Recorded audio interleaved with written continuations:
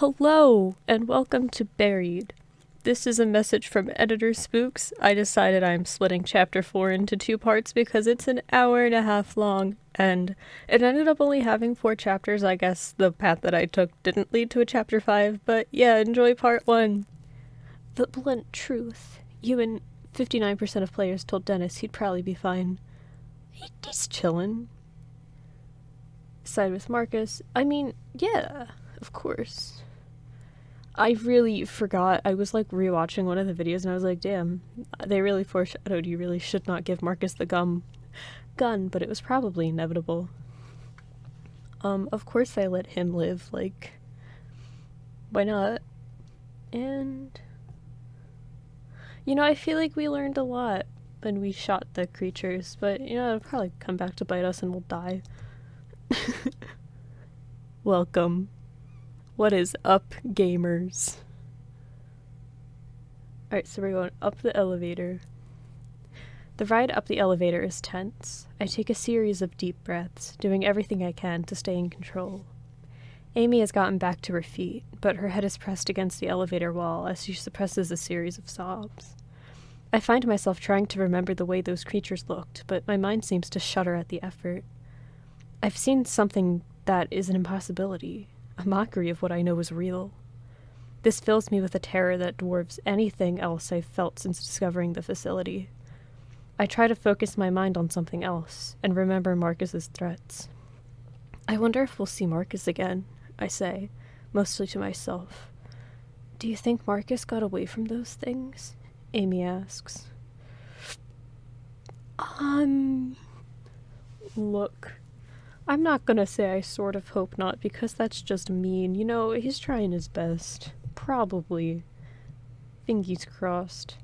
She opens her mouth as if to say something, but her mouth simply hangs open. He's gone, I assure her. Don't worry about him. We have bigger problems to worry about right now. But honestly, I'm speaking more to myself than to her. So, I say, how did you end up here? She gives a nervous chuckle and shrugs. I used to work with the Pentagon. It was some pretty upper echelon stuff, and I still can't discuss it. I assume this place is even more upper echelon, I said. This place isn't even on the scale, she answers. My other job was a cakewalk compared to this. Then why stay? I ask. Because the money is ridiculous. I have a 13-year-old daughter already talking about Harvard. You do the math. Just tell that child she ain't getting into Harvard and you can't pay for it and move on. That's what I told myself. Oh, I know. She's a force of nature. Her dad ran off when she was 3, so for a long time it's just been her and me. Amy pauses, before continuing softly. What if I never see? Her voice breaks off. The words are too terrible to say. Her eyes fill with tears. The elevator comes to a stop, the slight ding of it interrupting the moment. Amy hastily wipes her eyes, and we waste no time in getting back inside the command center. Continue. Poor daughter. I hope they see each other again. That would actually be really sad. I say, with absolutely no emotion in my voice. Whoops. I ready the rifle, suddenly certain that there are more of those creatures waiting for us in the hallway of the 2nd level. But the way is clear, allowing us to haul ass to the command center. Once again, I find myself staring at the screen that shows my ruined worksite. Okay, Amy says, typing commands rapidly. It can't be that hard.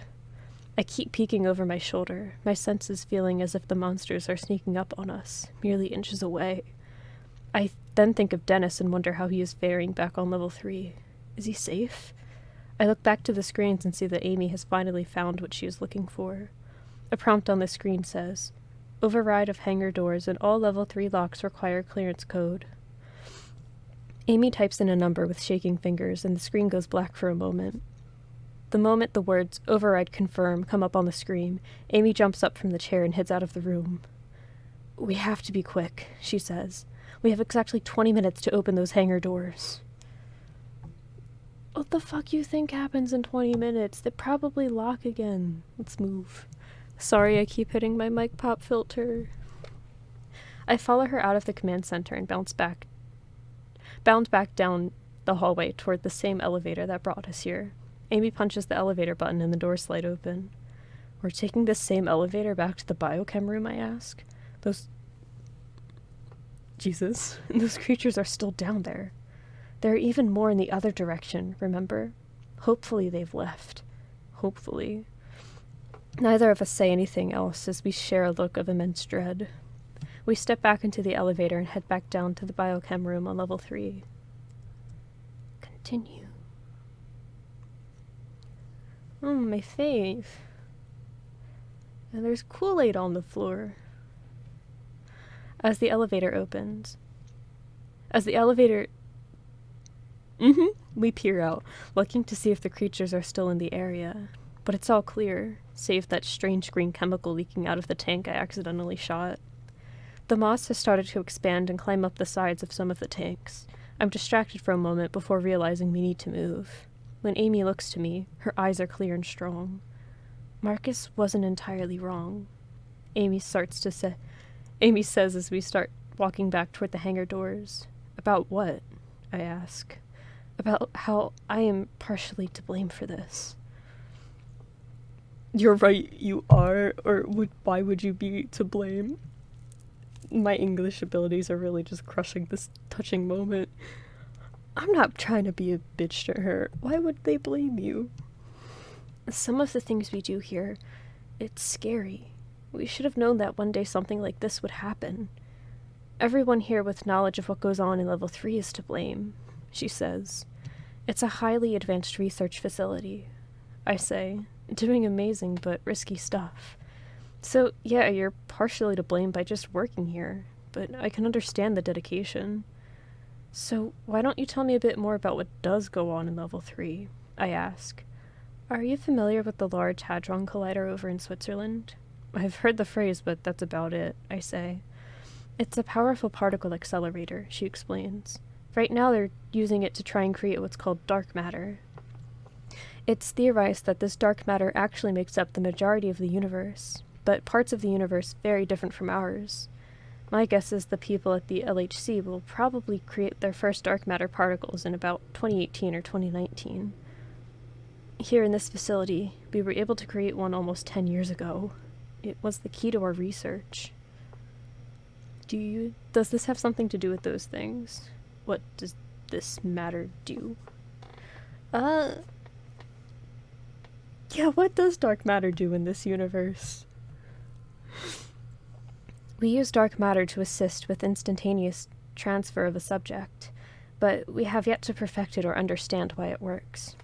So you're saying it lets you gain access to different dimensions? I ask. That's the theory, she says. During the point-to-point transfer, the subjects are gone for about 3 to 6 seconds. There's no way to see or measure their presence, but they exist somewhere. From what we can tell, they exist in a kind of void. What is that place like? Have you done this with people? I feel like they're gonna get a very similar answer. But what's it like? What's the void like? I've always wanted to go there. We don't know. There may be an infinite number of voids or spaces. Some of them appear to just be nothingness, a vacuum or exotic matter. We're talking about places that we can only measure with instruments. What does that mean? I ask. Do you know what these places look like? No. It means in order to describe it to you, you'd have to be a mathematician, and I'd have to walk you through reams of data and equations. So, even though we can describe them, we're still a long way from figuring out what these places look like. Sorry I asked, I say, feeling my mind starting to bend inward again. As we continue to walk between the silos, we walk past the area where we left Marcus behind. But he's long gone. Maybe he found a way out. I realize that we're walking very close together between the silos, perhaps trying to create the illusion of safety. Do I smell romance? We reach the exit connecting to the hangar doors, where Dennis hopefully still is. My guts clench and my heart hammers in my chest as we open the door and walk through. I lift the rifle, but at first it seems there's nothing waiting for us. And that's when I see the glowing, hulking shape to my left, closing in fast. Man, do I hope we have enough bullets. But also, I don't think bullets did anything to More Kool-Aid. The creature is about 10 feet away and coming in quickly. So I do the first thing that comes to mind. I drop to the ground, making myself a smaller target, and raise the rifle. I'm not sure if I should just unload on the bastard, or try to be choosy with my shots and weaken it, or at least show it down. If you... Bullshit question. Whatever you shoot, it is shoot to kill. That is how we define it in America. But I'm not trying to waste all the bullets. My shot causes the entire Milky Way frame to jerk to the floor. It flounders, its ghost-like tentacles writhing with rage as it cries out at me. It seems to turn and jerk away, parts of it appearing and disappearing every few feet. It moves down the hall and out of sight. I look quickly around for others, but there is only Amy. She looks where the monster went with wide eyes. Her face is pale, and I wonder... Her face is pale, and I wonder if, like me, she is able to feel her mind trying to retreat. Come on, I say. Let's find Dennis, and get through these hangar doors. Amy glances at her watch and nods. We're already down to 6 minutes. We turn toward the hangar doors, and I'm a little disgusted with myself because the bloody scene that so shocked me before now seems mild. Amy goes to work on the computer console on the side of the doors. She starts punching in keys before saying, "This is going to take some time." "I thought you already unlocked it," I ask. "I did," she says, "but for this door there's still security permissions I need to hack. Marcus would have known how to do this." She trails off, and I decide to let her work. Suddenly, something slams into me. I feel my feet leave the floor, and I am literally thrown across the concrete. I look up in time to see one of the creatures. It's apparently in no hurry to attack me again, focusing on Amy instead. She's not armed. I need to come up with a plan to get this thing away from her so she can focus on getting the door open. It raises one of its flickering appendages, making me certain that a part of its makeup is pure light and energy. I could easily take a shot with my rifle, but my mind again goes to how much remaining ammo I have. The only other thing I can think of is to get it to chase me and lead it away from the room. My apologies. The only other thing I can think of is to get it to chase me and lead it away from this room. Somewhere. How many bullets do we have left, though? I'm gonna go with shoot, because that seems to scare them a lot more than I think trying to distract them will. I lift the rifle groggily and fire as quickly as I can. Not having good footing and still reeling from the attack, the aim is off, but the noise of it distracts the monster from Amy. The monster turns to me, and I am again face to face with something that has no business being in this world, in this reality. Its body gives off a sort of glow around the central part, a bulbous core that's branched off into 2 humps, very much like a spider. Again, I sense that this visual information is not accurate, but it's the best I can do to make sense of this impossible creature. I pull the trigger again, this shot taking the monster directly in the center. It spasms backwards and lets out a shriek of agony that makes my ears feel like they'll explode. From somewhere very close by, another creature cries out in response. "You okay?" I ask Amy. I can clearly see her battling for control of her faculties. Steel determination wins out, and she gives a grim nod. "Any sign of where Dennis went?" I ask, hoping she hasn't noticed his body somewhere. "No," she replies. It's then that I realize I have no idea how many rounds I have remaining in the rifle. This isn't a model I'm familiar with. Outside of some deer hunting, I'm not that much of an expert on firearms. Still, I'm able to locate the chamber easily and see that there were only 2 rounds left. I silently curse myself for being too trigger-happy earlier. "How are we on time?" I ask her. 4 minutes. I'm going as fast as I can," she says. Oh god, I'm yawning again. Oh god. Amy does her best to focus on the keyboard, but there's still no sign of Dennis. Before I have time to look around, a screeching sound erupts from the other end of the room. I bring the rifle up in a shooter's stance and turn around. With the hangar door right behind me, no signs of Dennis, and a closing window of time, I have to be confident. Yet, when 2 monsters come around the corner, my body wants to shut down. The appendages seem to jump in time and space, reaching out for a split second, independent of the body, then disappearing back to where they came from. It turns and screeches at me, its glowing tentacles snaking out of its body. My knees tremble uncontrollably. Behind me, Amy shrieks. I feel myself losing control, my mind sliding into the abyss of insanity. I pull myself back from the brink. I've got to stay in control.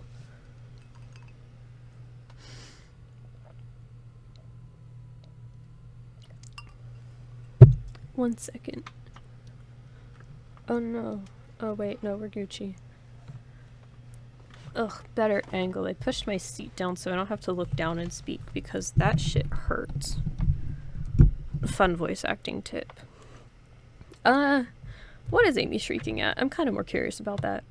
I could stand here and use my last 2 shots, but what good would that do? So instead, I turned to face the hangar doors. How much longer before you can open these things? Not long, she says, furiously typing into the terminal as commands flood the screen. I doubt it, I think to myself. Can I do anything to help? I ask. She doesn't answer, deep in concentration. I turn back around and see a looming shape appear. The creature comes around the corner, screaming out that static-like sound. I step away from Amy and the hangar doors and toward the monster, ready to defend her. I ready my rifle, but the creature wastes no time. It makes that jerky motion toward me, and there's a sharp pain in my chest as it collides with me. Or through me. It's hard to tell. My instinct is to try to grapple or hold on to this thing, but then I realize I don't even know if that'll work. Grab him.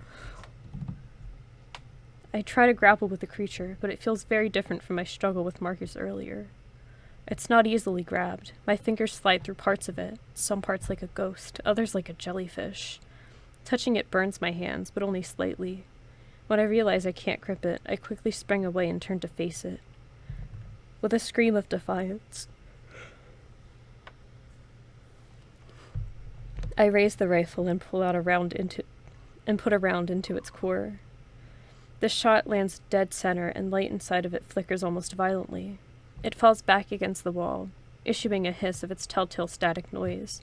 It then jerks away and retreats, at least for now. Another terror appears as if out of nowhere, screaming at me with its high-pitched whine. It bounds forward, charging in its strange, spastic ways. I aim the rifle, intending to take this one in the core too. Core.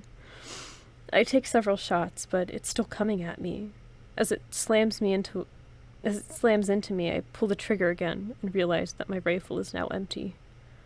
On contact, the wind is knocked out of my lungs and the back of my head strikes the floor. But neither of these things is as alarming. As the fact that the beast is on top of me. Its exterior is like a seashell that has been pounded by the surf for so long it has lost all edges and ridges. But the grip it tries to capture me with is pure violence. I feel those light-soaked appendages start to wrap around me. I raise the rifle, knowing it's empty but hoping to use it as a wedge to push the thing off of me. The weight of the monster is erratic. One moment I feel weightless, another I feel like I'm going to be crushed. I push upward with the rifle. The monster budges a bit, but almost seems to absorb it, warping it in its grip. I see the core of its body, a spider-like shape, connected to the rest of it by thin white strings of tissue. I'll be dead within seconds unless I can fend it off or get help. Hey y'all, so I may have completely stopped recording to get coffee, but that'll remain a mystery to everyone. Release rifle and punch it, scream for help from Amy. I feel like Amy is preoccupied. Release rifle, punch him. Bam, bam. I do my best to give one last heave to push it off, but my hands melt through. I curse myself for wasting so many bullets earlier. 2 of its appendages wrap around my left shoulder, and I feel a white-hot pain fill my body. The tentacles burn, and I realize that some are actually going through my shoulder, like a kid pulling apart the stitches of a doll. But then I see the creature extend its tentacles in aggravation while making the static screeching sound. The creature flickers, releasing me suddenly. With a shudder and a cry of desperation, I roll away from it and see that a large hole has appeared in its luminous core. The creature disappears into thin air and reappears a few feet from me, retreating back toward the biochem room. Amy looks over at me from her terminal at the hangar doors, looking petrified. Dennis stands several feet away, holding a shotgun. He walks slowly toward us and is clearly just as scared and out of sorts as we are. "You okay, boss?" he asks, but his eyes aren't on me. They're looking to the creature, trying to understand exactly what he had just seen. "About 15 minutes ago, I heard the door to that maintenance room unlock," Dennis says, pointing to the room I tried to bust my way into earlier. "Ah," Amy says. "When I did the override up in the command center, it unlocked all the small doors down here, including that maintenance room." I went inside there and hid, Dennis continues, and while I was waiting for you to come back, I found a massive trunk. There were a few guns in it, so I grabbed this one, he says, patting his shotgun. I am so glad you're safe. I'm so glad you found some weapons. I am so glad you're safe, Dennis. Thanks, boss, he says. Me too. She doesn't break eye contact with the panel. Almost done, she replies. Suddenly, without warning, a shot ricochets off the wall behind Amy's head, Jesus. Startled, we look around, confused. Did Dennis's gun go off? When another shot blasts near us again, we all drop to the floor. I look around, wondering who or what could possibly be shooting at us. Those creatures don't do anything that sounds remotely like gunfire. And then I see him. Marcus. I should have killed him when I had the chance. He has a rifle and is walking toward us, an insane look in his eyes. You all deserve to die, he screams, unleashing another round that I hear whiz by my head. Dennis doesn't hesitate. He stands up and shoots at Marcus, causing him to retreat. How much longer, Amy? I don't want to be rude, you know? Almost there, she says, quietly. She makes a few final key presses and says, Done. The doors unlock with the noise of the hydraulics and a whoosh of air. With Marcus pinned by Dennis's gunfire, we start moving toward the doors. At that moment, another creature jerks into existence around the corner between us and Marcus. Shit, Marcus says, and starts unloading into it. But then he learns the same lesson we did. This only slows the creature down. Marcus gives us one last look, and then turns and runs off in another direction. Dennis, Amy, and I climb up and head through the doors, leaving on nothing more than adrenaline. I see her look longingly at the maintenance room Dennis took the shotgun from. You get into the hangar, Dennis says. I'll get some more firepower. Satisfied with the plan, Amy heads through the door. We scramble inside, finally inside the hangar. Dennis approaches from behind, holding several guns and looking like a kid who grabbed an armful of Halloween candy. Amy reaches out for the 9mm with one hand. Dennis turns to me and holds out a shotgun and a handgun for me to choose. Both look deadly. The shotgun looks more powerful, but the handgun will probably be more precise. Not true. Longer barrel makes more precise shot last time I took a gun shooting class, but, I feel like powerful would be more effective. Like, I don't know. I take the shotgun, surprised at how heavy it feels, but also invigorated by its weight. There are more creatures coming, as many as a dozen. They're floating down the hall quickly, their tentacles slithering. The way their light seems to mingle together is almost beautiful. Close the door, I yell at Amy. She dashes to another terminal mounted on the inside of the hangar doors and tries desperately to close them. It's not working, she says with tears in her eyes. This terminal is disabled. Dennis looks through the open door, readying himself to shoot the first monster that nears us. Should we try to slow a few down or just run for it, he asks, his gun at the ready. Bruh, run. Just... Good idea, Amy says. With that, we turn around and sprint out onto the hangar floor.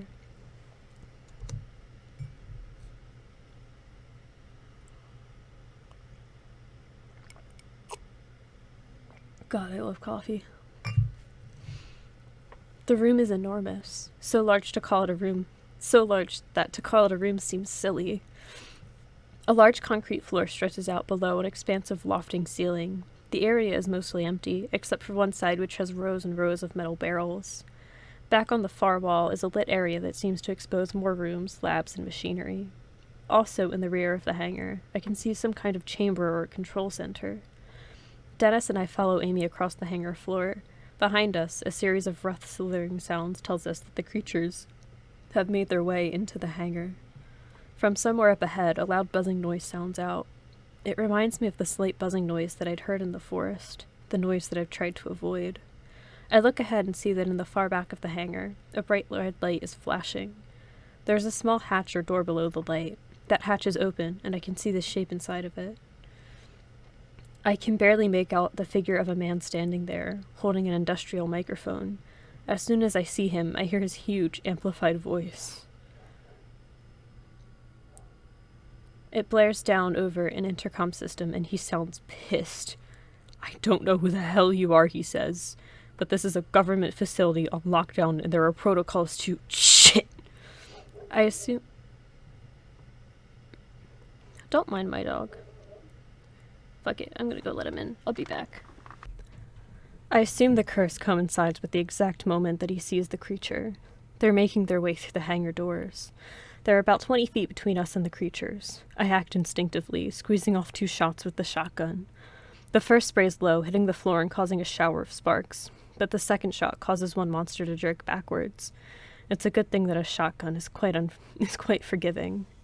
Amy and Dennis take the cue and start firing as well. The floor becomes littered with a swirling white fluid from the wounded creatures' bodies, but they're not slowing down.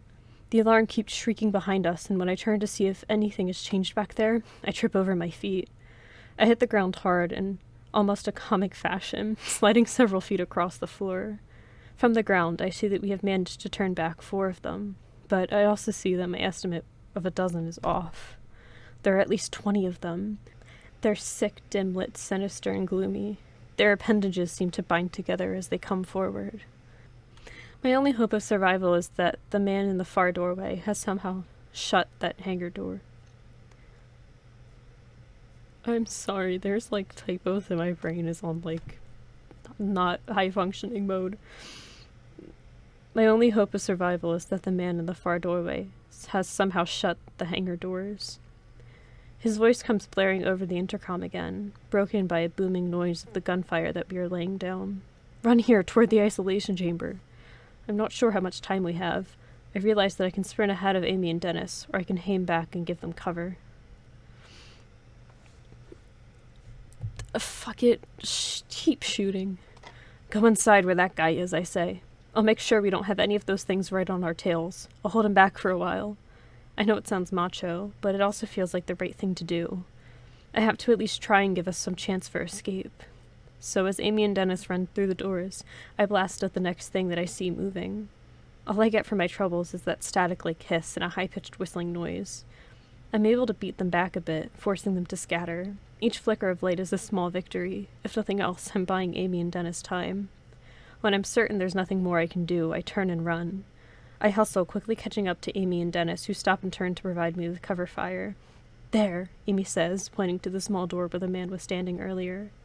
The swarm is less than 15 feet away now, so furious that they're pushing through one another to get to us. I fire, still not quite used to the kick of the shotgun. I aim for the core of one, but the shot hits low. Still, it knocks the bastard back, giving me time to readjust. We're in the middle of the hangar floor now, with the isolation chamber ahead and the monsters behind. Beside me, Dennis also fires. The kick of the gun jolts him, probably a result of him being weakened from blood loss. His shot lands true, though, causing a jerking stumble and a flickering of its light. "We're almost in," Amy yells as we get close to the door we hope will save us. I'm already being this fucking... Go ahead. "Get inside," I tell Amy and Dennis, motioning for them to get moving with my gun. Jesus. I open the door and give Dennis a push toward it. He resists, more eager to try and take down another of the beasts before he makes it into safety, but eventually gives in. I wait a beat to make sure Amy is inside too. I fire off a few rounds on the creatures that are still ahead of us, that are still headed for us, hoping to slow them down. When Amy and Dennis clear the door, I nearly dash inside, but then feel something hot seep into my back. "Roger!" Dennis yells. The pain in my back is so immense that I barely notice the fact that I'm being lifted from the floor. I look down and see that one of the creatures is using its flowing arms to grab me by my waist, its tentacles wrapping around me. It lifts me into the air, as if presenting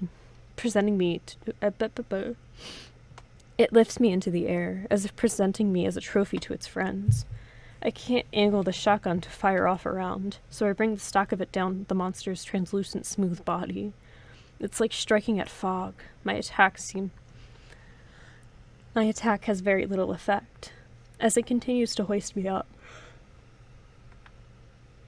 screeching its approval, Dennis comes back out of the room and fires a shot. The bullet catches the monster on the underside of its core, sending it backwards and causing it to freeze for a moment. It releases me, and I hit the ground, dropping my gun and again finding myself unable to breathe. I feel slightly dizzy, but that fades when I see Dennis is still standing outside the doors. He's firing into the beasts like a madman and doesn't see the one to his left, coming in along the edge of the wall. "Look out, homie." Hearing my voice, he turns to look directly at me, but this is the opposite.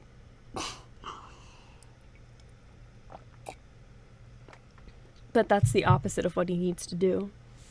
Behind him, the creature glides up, shaking back and forth in space as it moves. By the time Dennis turns and sees the creature coming, it's already drawn several of its appendages back to strike. Dennis tries to raise his gun, but it's knocked away by one of the tentacles. A second tentacle strikes, and Dennis is spun around and thrown off balance by an attack. Dennis catches himself before falling.